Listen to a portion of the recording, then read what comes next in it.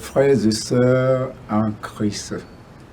Il a plu au Seigneur, Dieu Père Créateur des cieux et de la terre, qui nous a gardés depuis plusieurs jours, plusieurs nuits, qui nous a regroupés devant sa face pour prendre part à sa parole.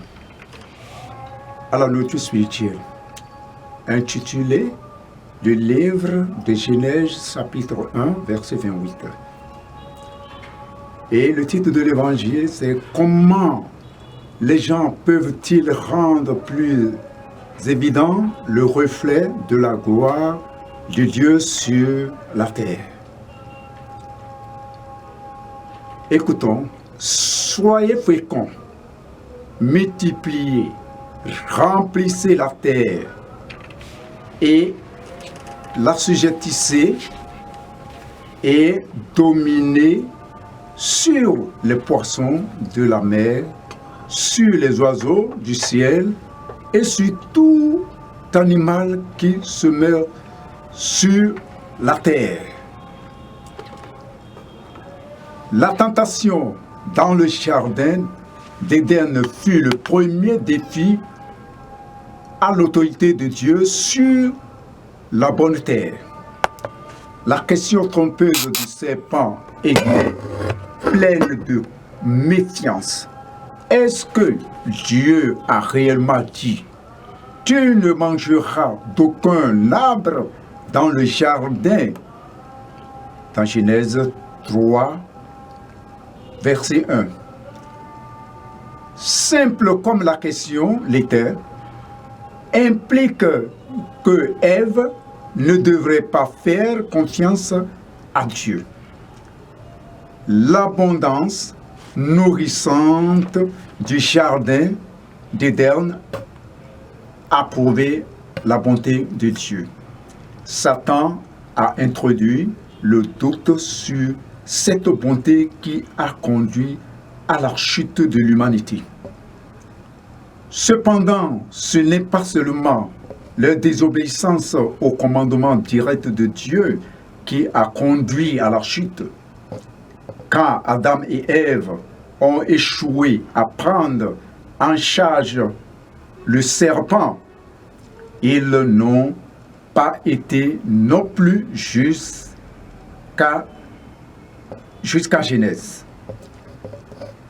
qui dit « Soyez féconds, multipliez, remplissez la terre et l'assujettissez et dominez sur les poissons de la mer, sur les oiseaux du ciel et sur tout animal qui se meurt sur la terre. » Les disciples du Christ appellent parfois ce commandement le mandat de création ou le mandat culturel, de contrôler et de surveiller toute la création.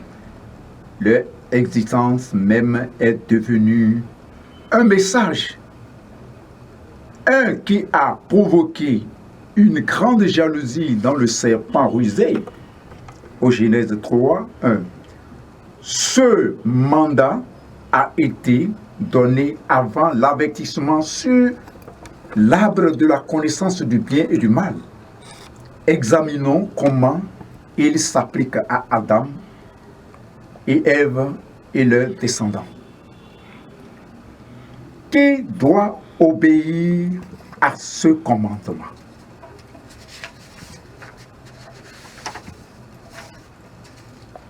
Bien qu'elle ait été donnée à Adam et Ève, remplir la terre est quelque chose que deux personnes ne peuvent pas faire.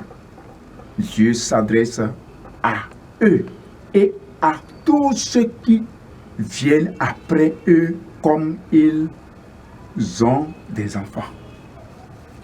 Que signifie la commande? Dieu, qui était le maître, les créa à son image et les autorisa à maîtriser la terre. Pour le faire correctement, ils auraient besoin de le faire comme ils l'auraient fait. S'il est vrai que le commandement de Dieu sur la supervision de la création a été à tous les descendants du premier couple. Nous devons comprendre ce qui est dans limite et hors limite. Il est certain que les gens ont rempli la terre. Mais qu'en est-il de l'ordre de le soumettre et ont la domination? À quoi ressemblerait la souveraineté de Dieu pour ma génération? Pour notre génération, ce sont des disciples de Jésus qui doivent répondre à cette question. Au Genèse 2, versets 5 à 20, décrit la création originelle et une partie de l'interaction entre Dieu et l'humanité. Qui les guiderait? Qu'avons-nous? Cela est tout le reste de la Bible, la parole de Dieu qui est devenue chair dans la personne de Christ. Évangile selon Jean 1, chapitre 4, verset 14. Le Saint-Esprit intérieur, même si toutes les personnes, indépendamment de leur emplacement, de leur langue ou de leur origine ethnique, sont des descendants d'Adam et Ève.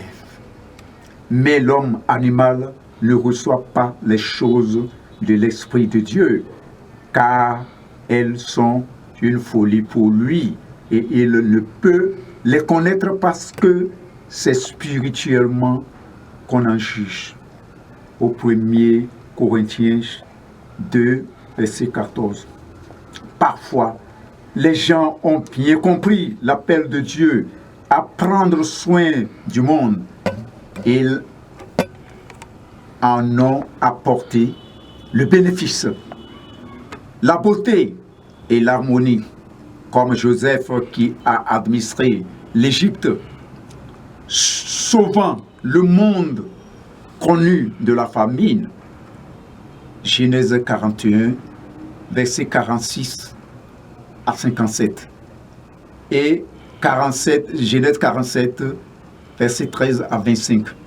Prendre soin de ce que Dieu nous a donné montre aux gens que notre Créateur est un Dieu généreux, bienveillant et véridique. Des leaders comme Joseph créent un message durable pour les générations futures. À d'autres moments, les gens ont utilisé les méthodes cruelles, destructrices et gaspilleuses, profitant les uns les autres des animaux et des ressources naturelles. Dans l'Israël d'Ézéchiel, Ézéchiel chapitre 34, versets 1 à 10, Dieu a appelé les bergers, chefs spirituels, qui ont profité de son peuple pour leur propre profit. Ce genre de leadership peut nous éloigner, nous et nos descendants, de Dieu si la chute nous a séparés du Dieu dont nous portons l'image, le défaut de l'honorer dans notre soin de sa création a perturbé davantage le reflet de sa gloire que la création porte. Voir Psaume 19, versets 1 à 3. Dans la prière de Jésus dans le livre d'évangile de Jean, chapitre 17, nous voyons les désirs de Dieu pour nous. Jésus aspire à ce que nous soyons là où il est.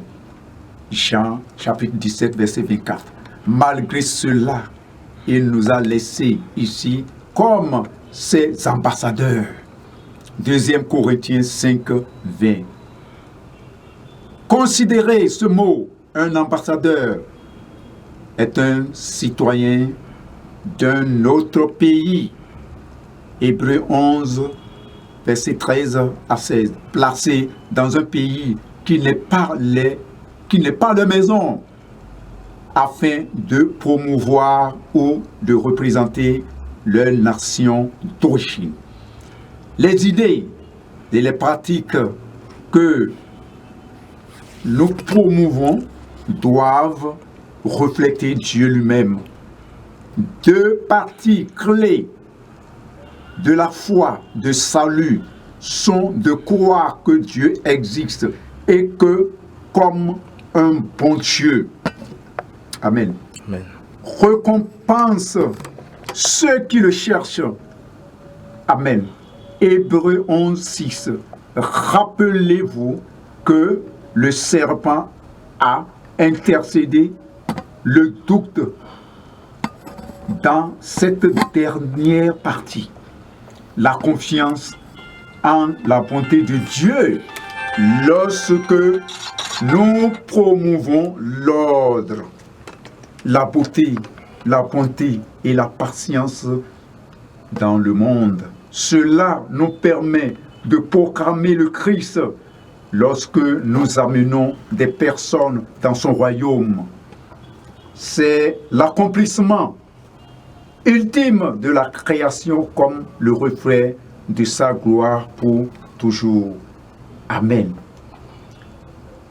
Priez avec moi. Je sais que Dieu, tu nous as dit de prier pour tous les dirigeants. Que les dirigeants de mon pays gèrent selon ton exemple. Dans le nom précieux de Jésus-Christ de Nazareth, j'ai prié ainsi. Amen. Que le Seigneur, Dieu Tout-Puissant, vous bénisse abondamment dans le nom précieux de Jésus-Christ de Nazareth. Et que sa parole germe dans la vie de tout un chacun de nous et porte de bons fruits dans le nom précieux de Jésus-Christ de Nazareth. Pour nous contacter, veuillez contacter le pasteur Amadou Setamou de Worldwide Christian du Monde, BP 47 Dunkasa Niki Bénin, au Setamou 72 @gmail.com ou WhatsApp plus 229 65 01 20 88. Soyez bénis abondamment dans la grâce du Seigneur Jésus-Christ. Amen. Merci Seigneur.